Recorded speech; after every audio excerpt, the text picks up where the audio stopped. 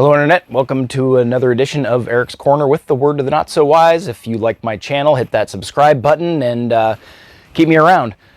This video is really more for the deuce and a half pages. I'm going to tell a quick story about when my deuce and a half broke down, which it did at a pretty good time because I drove it down here from Wasilla. I'm in a small town called Anchor Point, Alaska.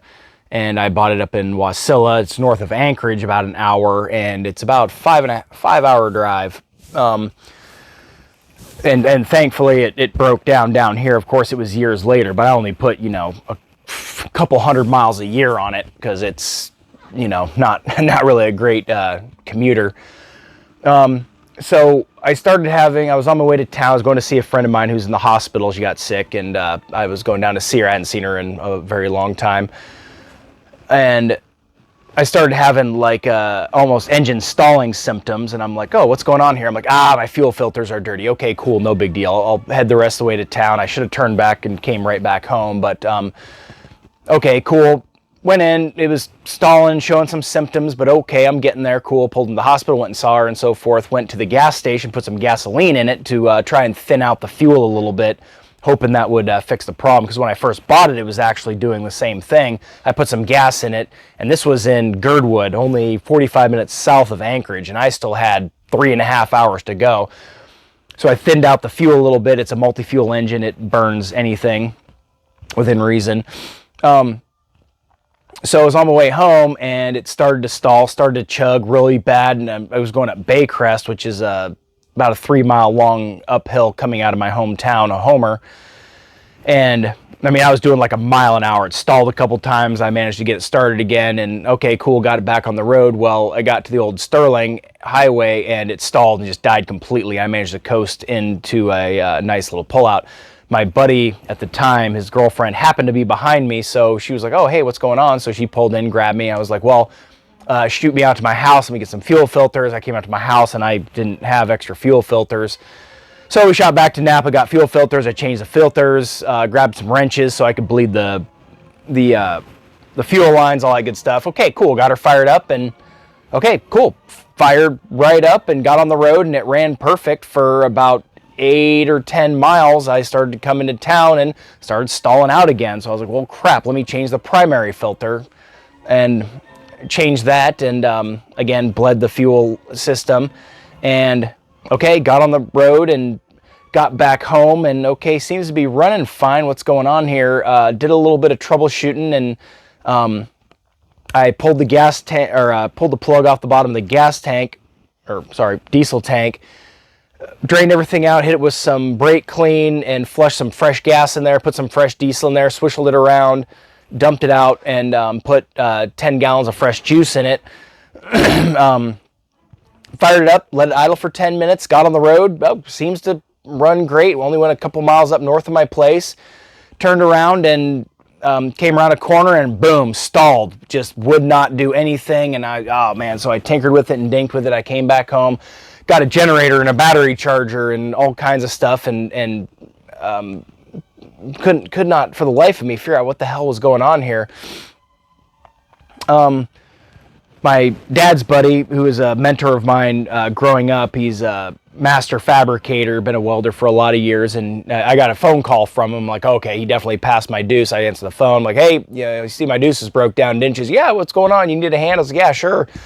Because, how do you get this thing home? You got to have somebody flat tow it, which is with a rope, which isn't legal for some dumbass reason.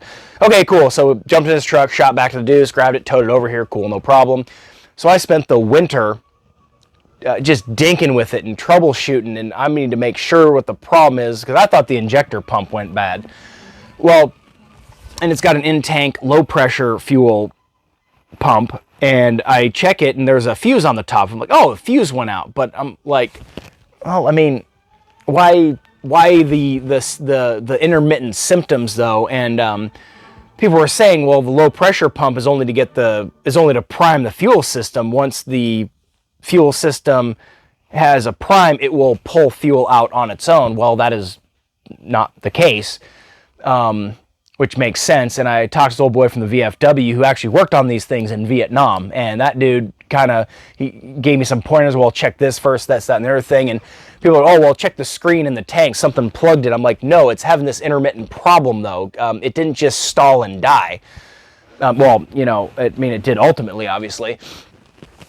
I wish I would have checked that first. So I finally, you know what, screw it. I'm going to pull the in-tank pump, which would have been good to do when I dumped all the fuel out because it's nice and light. Had my buddy give me a hand, and there's only like 8 bolts holding the whole thing together.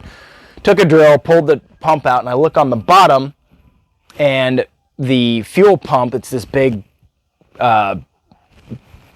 looking assembly, and on the bottom of it, I'm like, there appears to be something missing. Like, this should have a plate here because this doesn't look right. You know, I've been turning wrenches for a lot of years. You can kind of look at something you've never seen before and say, hey, that's wrong. I reach into the bottom of the tank, and sure enough, there's this tear-shaped plate that snaps into the bottom that came out. And my deuce was broke down for like 4 months. And I mean, it was over the winter. I can't really drive it in the winter because the tires on it are so awful. It's just too high likelihood of crashing. And I didn't really work on it because I'm working on it outside in 10-degree weather. It's just not that important. I mean, it kind of is. My bug-out vehicle. It's kind of important to have your bug-out vehicle running. So found the problem. So deuce and a half enthusiasts, if you face these symptoms, check to make sure that that plate didn't come off. That was just a really weird, just a dumb reason to break down. I mean, a zero cost repair. Bought a new injector pump, or at least a brand used one anyway, which I have no idea if it works, but I'm like, God damn, if I pull that pump off and replace it and it doesn't fix the problem, I'm gonna be furious, because it looks like a pretty easy fix, but getting the timing correct is detrimental. I mean, you're off by 1 tooth and the shit doesn't run. So anyway, that's what happened with my deuce and a half. I hope this is helpful to somebody else at some point. I mean, this can't be an unusual problem. I mean, I hope it is, but this is something to check before you tear into things too bad. I mean, I scoured the internet for solutions to my problem, and this never came up. So hopefully this, I can contribute back to YouTube University and, you know, do my own kind of how-to repair here, because, you know, I get a lot of information from the internet and a lot of help, but, you know, it's nice to hopefully give something back to the next guy. So, anyway, there's that. Like my channel, I know this is going to bore the shit out of most of you. You're not really going to watch this. Again, I made this to put specifically on these YouTube enthusiast pages. So, but smash that subscribe button, and thank you for joining me. You know, have a good rest of your day.